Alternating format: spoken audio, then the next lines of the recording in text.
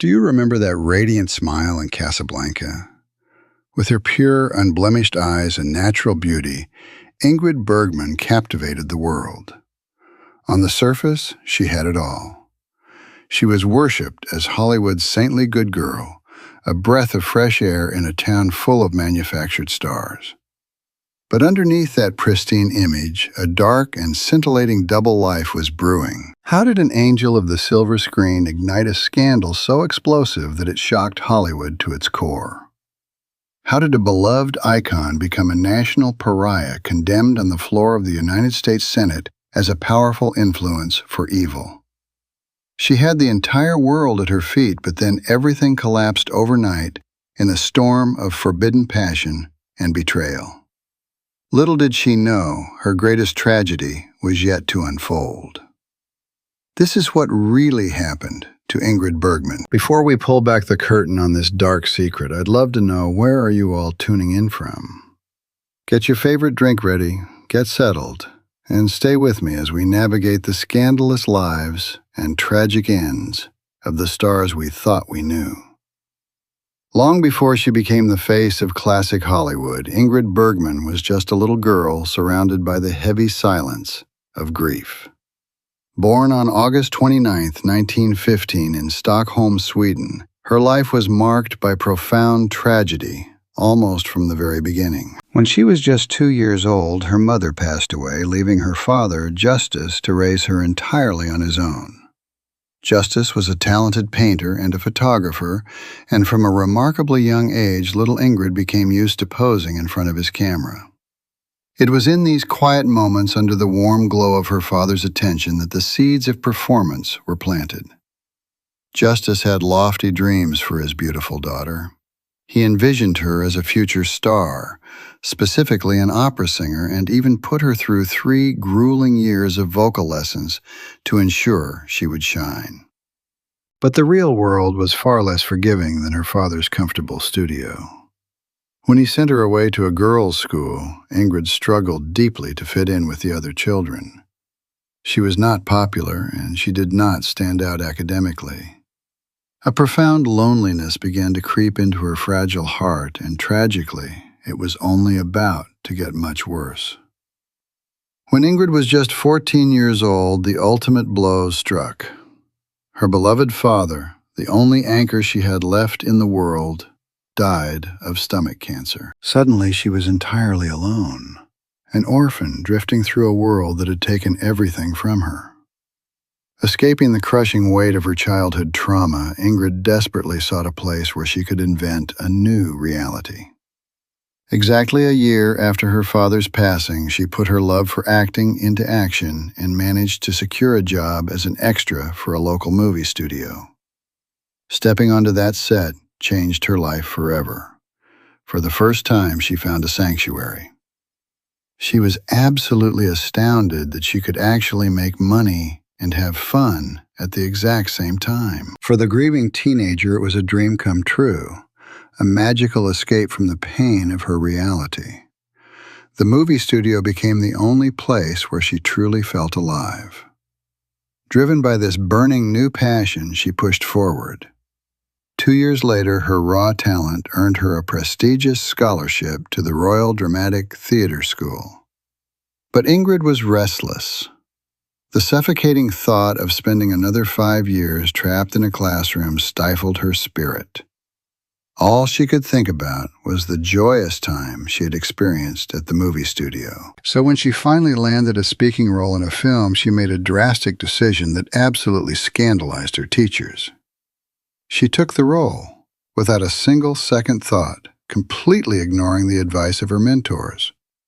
Her ambition ruled supreme, and she was incredibly anxious to finally start living her life on her own terms. Yet underneath that fierce independence, the traumatized little girl still craved a safe harbor. At the age of 21, Ingrid made a highly interesting and practical choice. She married Peter Lindstrom, a successful dentist. It was easy to see why he fell so incredibly hard for her, as she was young, beautiful, and highly driven. But for Ingrid, Peter represented something far more essential.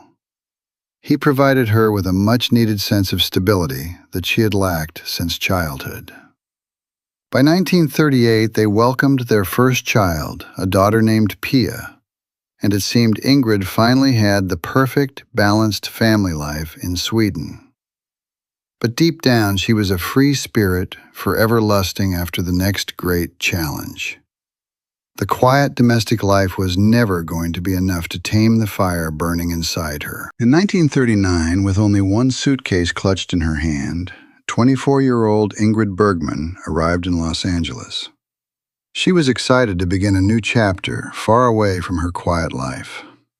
Hollywood producer David O. Selznick had seen her brilliant performance in the Swedish film Intermezzo and thought she would be a perfect fit for the English remake. At that time, the young actress, although thrilled about this rare opportunity, fully expected to be shipped back to her husband and baby after filming Wrapped. She had arrived in America not knowing a lick of English. Yet something very different came to pass. Her first American film was a roaring success, and the critics were enamored with this stunning newcomer. She managed to fly over every single hurdle. After that, there was no going back to Sweden. The allure of classic cinema had captured her soul, and a magnificent Hollywood journey began. Ingrid soon realized that Hollywood wanted to take control of her image and change it entirely. The studio executives wanted to mold her into the standard illusion of old Hollywood stars, but she firmly refused to bend to the studio's demands. In an era where so many of the other starlets were so perfectly manufactured that they were almost too perfect, staying true to herself made Bergman a literal breath of fresh air. She had a natural look, and in the beginning that simplicity worked greatly in her favor. She was always the good girl or the country girl. Audiences worshipped her unblemished face and radiant sincerity. She became the ultimate symbol of purity in an industry built on smoke and mirrors. But with a fiery personality like hers, these repetitive angelic roles quickly became boring. She was forever lusting after the next great challenge. In 1941, Bergman was supposed to play another soft, feminine role in Dr. Jekyll and Mr. Hyde, but begged the studio to give her a chance to play the naughty barmaid instead. They granted her wish, and Bergman was finally going to be a temptress. Her career was about to skyrocket into the stratosphere of international fame. In 1942, Bergman landed her most infamous role yet, playing Ilsa in Casablanca, starring opposite Humphrey Bogart. The undeniable chemistry between them created sheer magic on screen. However, despite it becoming one of the most lauded films ever made, it was never one of Bergman's favorites. Yet Casablanca cemented her status as a cinematic goddess and a true icon of classic cinema. The very next year, she solidified her absolute reign over Hollywood when she starred in For Whom the Bell Tolls. When Ernest Hemingway's novel was sold to Paramount Pictures, Hemingway himself gave one explicit directive. He said Miss Bergman and no one else should play the part. His intuition was absolutely correct. She poured her entire heart into the tragic romance. She snagged an Academy Award nomination for her performance. During this time, she was the undisputed queen of the silver screen. Every director wanted her, and every leading man fell under her enchanting spell. She possessed an uncanny ability to memorize her lines perfectly, despite the massive language barrier. Her dedication to her craft was absolute. Audiences did not just watch her films, they deeply felt them. She brought a profound sense of realism to old Hollywood stars that was previously unheard of. People looked at her and saw a saintly figure, a woman incapable of deceit or cruelty. This overwhelming public adoration placed a massive burden on her shoulders. She was expected to be flawless both on and off the camera. But no human being can live up to the impossible standards of a golden age scandal-free existence. Her immense wealth and unparalleled fame only isolated her further from the simple life she once knew in Sweden. She was surrounded by adoring fans and wealthy studio executives, yet she remained a lonely wanderer, searching for something real in a city of illusions. She was elusive and enchanting, but the intense spotlight of fame often creates the deepest shadows. While she portrayed the quintessential symbol of virtue on screen, her behind-the-scenes reality was vastly different. She was a formidable acting talent, undoubtedly one of the all-time greats. Her acting skills were marked by a rare emotional depth and a luminous vulnerability that made audiences feel every ounce of her joy and sorrow. When she cried on screen, the whole world cried with her. But as her career soared, the more vain and self-obsessed she became. She was making bank and the money kept pouring in. Her husband Peter remained the stalwart head of the home, helping steer her career and delegated her finances. With her husband's indifference, Bergman was free to break some high-profile hearts. The world saw a perfect angel, but the seeds of a profound Hollywood tragedy were already taking root. On the surface, she had conquered the American dream, yet the glittering facade of her massive success was quietly masking a storm of restless desires and scandalous secrets that would soon destroy her flawless reputation entirely. While the public looked at Ingrid Bergman and saw a figure of unmatched purity and grace, the reality behind the scenes was far more complex and scandalous. While she was off living her dream in the bright lights of Hollywood, she still had a family waiting for her back at home. Her husband Peter and their daughter Pia eventually followed her to America, first settling in New York and later moving to San Francisco. When she could, Ingrid would find time for them between her high-profile jobs, but as the years of the 1940s passed, it became increasingly clear that she was living a scintillating double life. This secret existence was a storm destined to eventually rip her family apart. Behind the camera, Ingrid was far from the saintly figure the studios marketed to the masses. She was a woman driven by a fierce internal fire, and she was not at all opposed to getting her kicks outside of her marriage. Throughout the decade, she entertained passionate affairs with a significant number of directors and actors. It began to surface during the production of Dr. Jekyll and Mr. Hyde, where her seductive role went far beyond her on-screen performance. On that set, Ingrid and the legendary Spencer Tracy embarked on a brief but intense fling, though this was only the beginning of her romantic wanderings. Her heart was a prize that many sought but few could truly hold. In 1943, while filming For Whom the Bell Tolls, she snagged the heart of her leading man, Gary Cooper. Cooper fell head over heels for her during their time on set, but their brief affair was never destined to go the distance. He learned the hard way that Ingrid kept her true heart tucked away, far out of reach. Years later, a heartbroken Cooper reflected on their time together, stating that no one loved him more than Ingrid Bergman, but the day after filming concluded, he could not even get her on the phone.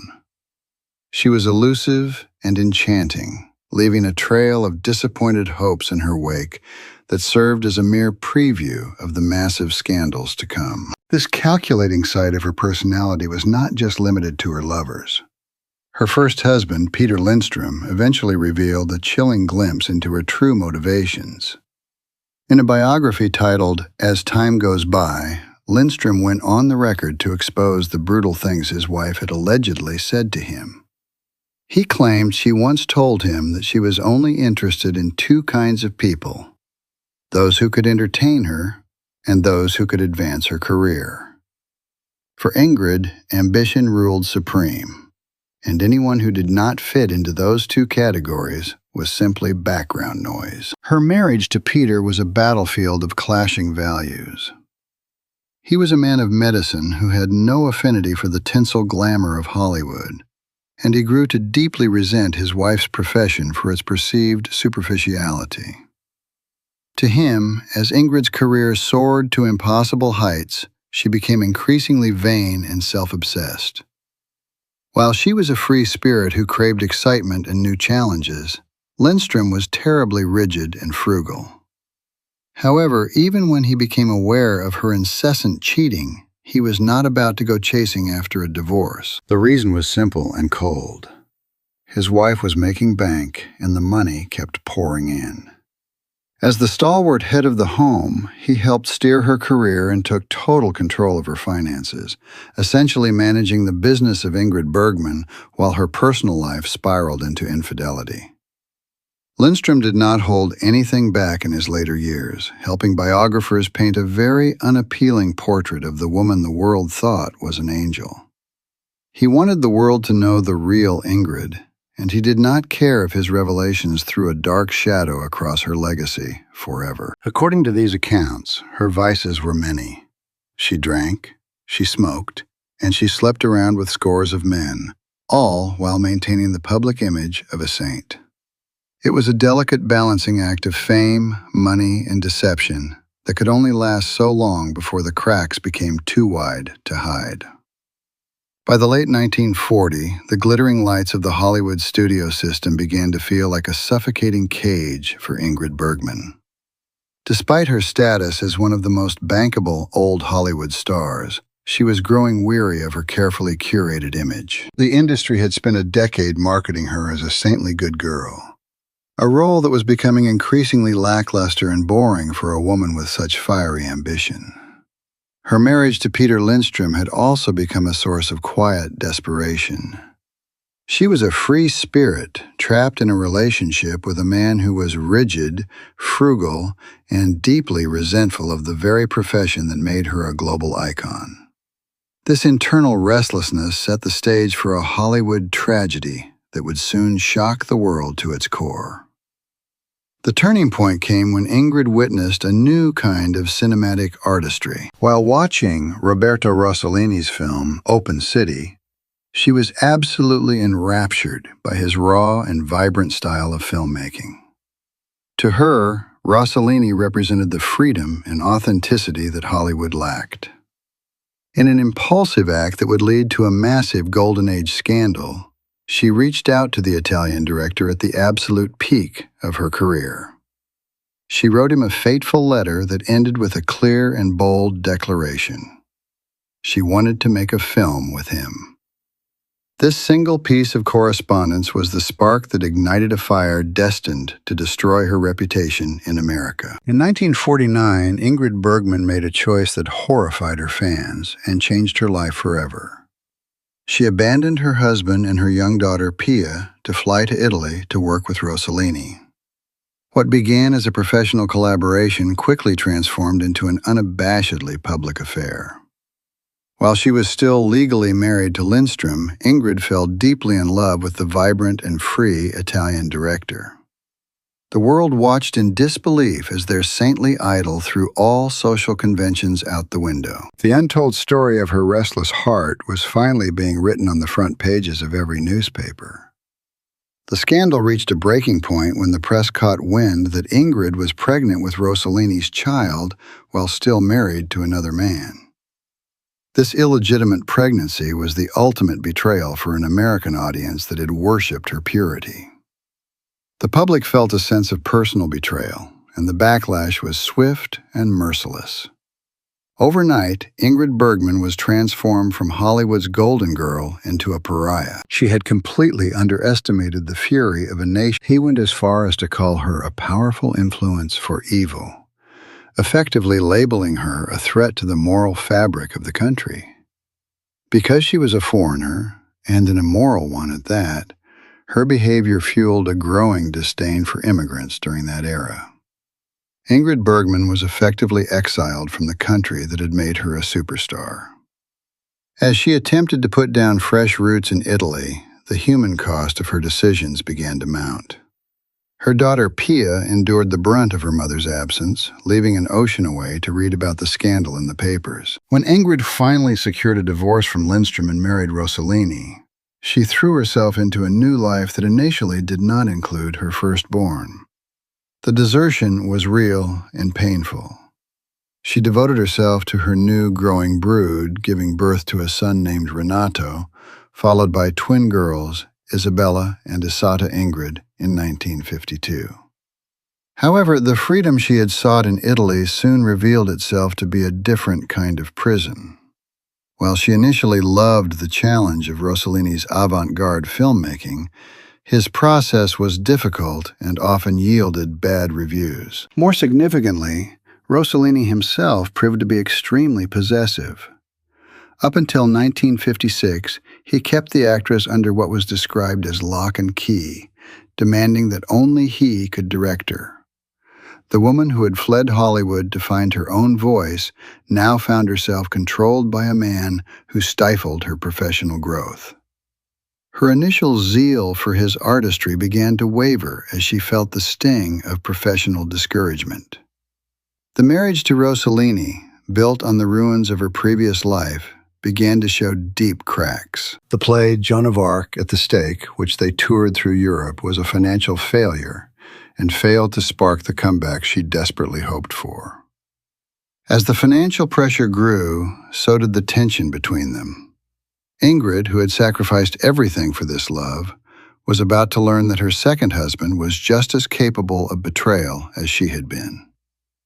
The glittering dream of an artistic life in Italy was slowly turning into a nightmare of control and failure, leaving her once again searching for a way to reclaim her identity and her place among the old Hollywood stars. The years Ingrid, for a time, in a move that surprised many who believed her ambition always ruled supreme, Ingrid made the ultimate sacrifice for her child.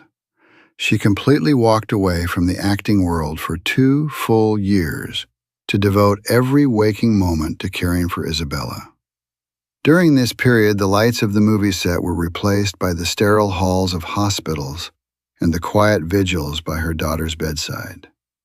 This was a profound shift for a woman who had once told her first husband that she was only interested in those who could advance her career. In the quiet of her Italian home, she was no longer the saintly good girl or the scandalous temptress, but simply a mother fighting for her daughter's health. While she focused on her family, her professional partnership with Roberto Rossellini was steadily deteriorating under the weight of artistic and financial failure. The initial zeal she had felt for his avant-garde and vibrant filmmaking style began to waver as project after project was met with scathing reviews and poor box office returns. Used to the overwhelming celebrity of Hollywood, Ingrid felt increasingly discouraged by the cold reception of their collaborations. Their ambitious plan to tour Europe with the play Joan of Arc at the Stake, which Ingrid had hoped would be her grand comeback, failed to become a moneymaker. The financial strain added a layer of bitterness to a marriage that was already becoming a gilded cage. Rossellini was an extremely possessive husband who kept Ingrid under lock and key for years, refusing to allow her to work with any director other than himself. By 1956, the walls of her Italian life were closing in, and Rossellini finally gave her a small inch of freedom to travel to France to star in the film Paris Does Strange Things. However, any hope of salvaging their relationship was permanently destroyed when Rossellini dealt her a final and public betrayal. While he had demanded absolute loyalty from her, he began an affair with a screenwriter named Sonali Dasgupta. The hypocrisy was staggering, and it marked the definitive end of their high-profile union. Rossellini did not waste any time in moving on, and before the year was even finished, he had already eloped with his new girlfriend. Ingrid was left standing in the ruins of the life she had sacrificed everything for, and she was once again an outcast in the eyes of the world. These were the years of being truly forgotten, where the once brightest star in the sky was left to wander in the shadows of her own choices. Around the same time her second marriage began to falter, Ingrid Bergman was offered a second crack at Hollywood. She had been gone for a staggering 7 years. But executive producer Buddy Adler envisioned her for the lead in the 20th Century Fox film, Anastasia. It was the kind of role she had become famous for, good and pious, and she managed to recapture the hearts of the American people once again. This sensational comeback earned her a second Academy Award and marked a brand new beginning for the star.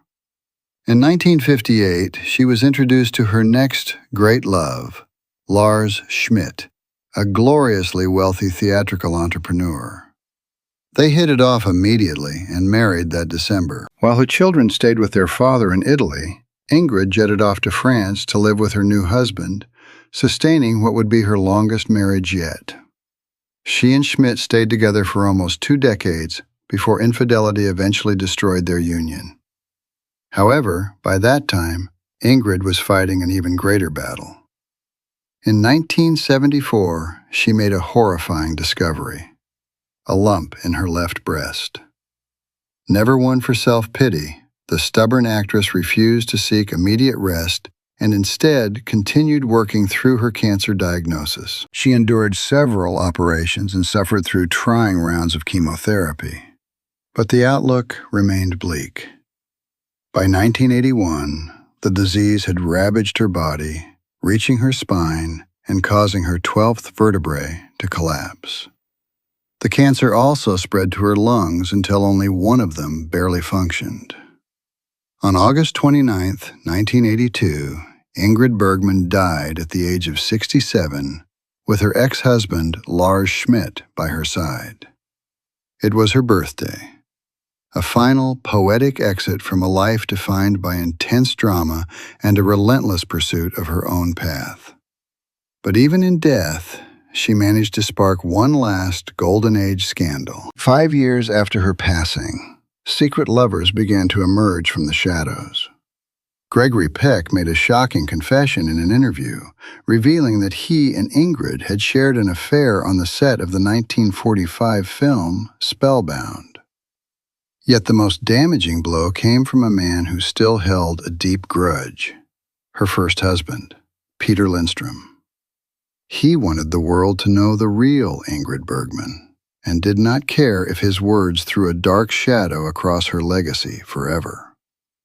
In the biography, As Time Goes By, Lindstrom painted a very unappealing portrait of his former wife. He revealed brutal allegations, claiming she once told him she was only interested in people who could entertain her or advance her career. He exposed her hidden vices, claiming she drank, smoked, and slept around with scores of men. Lindstrom condemned her for abandoning her children and always prioritizing her career over her family. Yet despite this petty revenge, no tell-all could erase the fact that she was a formidable acting talent.